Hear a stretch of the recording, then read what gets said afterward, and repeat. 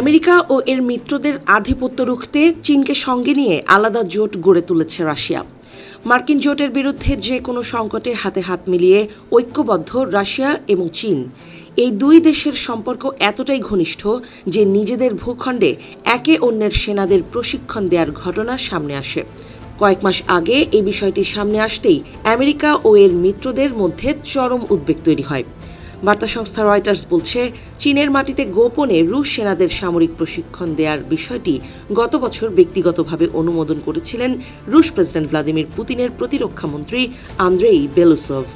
এই কার্যক্রমে অন্তত 4 জন রুশ ও চীনা শীর্ষ সামরিক কর্মকর্তা সরাসরি জড়িয়েছিলেন। কর্মকর্তারা জানান, ইউক্রেন যুদ্ধ সংশ্লিষ্ট এই প্রশিক্ষণে এত শীর্ষ কর্মকর্তাদের সম্পৃক্ততা রাশিয়া ও চীনের কাছে এই ধরনের সহযোগিতার গুরুত্বই তুলে ধরেছে। যদিও রুশ সেনাদের এই ধরনের প্রশিক্ষণ অনুষ্ঠিত হওয়ার বিষয়টি অস্বীকার করেছে বেইজিং, তবুও এই তথ্য ইউরোপে উদ্বেগ সৃষ্টি করেছে। রয়টার্সের হাতে আসা একটি গোপন রুশ নথি অনুযায়ী পররাষ্ট্রমন্ত্রী বেলুসভের সিদ্ধান্ত অনুযায়ী রুশ সশস্ত্র বাহিনীর একটি প্রতিনিধি দল প্রশিক্ষণ নিতে চীনে যায়। এই প্রশিক্ষণ অনুষ্ঠিত হয়েছিল চীনের গণমুক্তি বাহিনীর সামরিক স্থাপনাগুলোতে।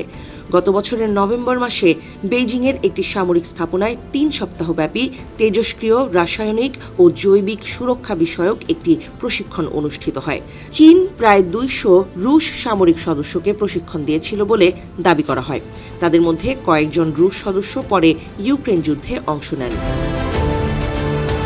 আরেকটি নথিতে এমন কিছু ছবিও রয়েছে যেখানে দেখা যায় চীনা একজন প্রশিক্ষক রুশ সেনাদের প্রশিক্ষণ করছেন। তাদের একটি পারমাণবিক চুল্লির মডেল দেখানো হচ্ছে এবং রাসায়নিক শনাক্তকরণ, বিকিরণ শনাক্তকরণ ও দূষণের হাত থেকে বায়ু চলাচল ব্যবস্থা সুরক্ষার বিষয়ে প্রশিক্ষণ দেওয়া হচ্ছে। এ বিষয়ে এক ইউরোপীয় কর্মকর্তা বলেন, তেজস্ক্রিয়, জৈবিক ও রাসায়নিক যুদ্ধ সংক্রান্ত প্রশিক্ষণ অন্তর্ভুক্ত হওয়া এই আদান প্রদান যে কৌশলগত গুরুত্ব বহন করে। এ ধরনের বিষয় সাধারণভাবে বিশ্বের সব সামরিক বাহিনীর জন্যই অত্যন্ত সংবেদনশীল। অবশ্য এই বিষয়ে মন্তব্যের অনুরোধের কোনো জবাব দেয়নি রাশিয়া ও চীনের প্রতিরক্ষা মন্ত্রণালয়। চীনের পররাষ্ট্র মন্ত্রণালয় এক বিবৃতিতে জানিয়েছে, ইউক্রেন সংকট নিয়ে তাদের অবস্থান বরাবরই একই রয়েছে। ইউক্রেন যুদ্ধে চীন মধ্যস্থতাকারী হিসেবেই নিজেদের অবস্থান বারবার স্পষ্ট করেছে। এছাড়া রয়টার্সের প্রতিবেদনে উত্থাপিত সংশ্লিষ্ট অভিযোগগুলো সম্পূর্ণ ভিত্তিহীন বলেও দাবি করেছে চীন। একই সাথে ওই অভিযোগের বিষয়ে মন্তব্য করতে অস্বীকৃতি জানায় ক্রেমলিন। পশ্চিমা দেশগুলোতে প্রকাশিত তথ্যকে তারা ভুয়া তথ্য বলে অভিযোগ করে।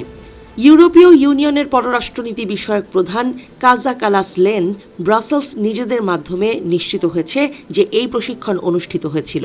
তার এই মন্তব্যকে নিরেট অপপ্রচার বলে অভিহিত করে বেইজিং।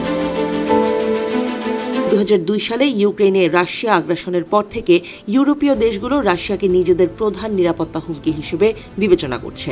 আর এই সময়ের মধ্যেই বিশ্বের দ্বিতীয় বৃহত্তম অর্থনীতির দেশ এবং ইউরোপীয় ইউনিয়নের অন্যতম প্রধান বাণিজ্যিক অংশীদার চীনের সঙ্গে মস্কোর সম্পর্ক আরও ঘনিষ্ঠ হয়ে উঠছে। বিশেষজ্ঞরা বলছেন, বছরের পর বছর আমেরিকা নেটো জোটের মাধ্যমে তাদের ইউরোপীয় মিত্র দেশগুলোর সাথে সামরিক জ্ঞান ভাগাভাগি করে আসছে।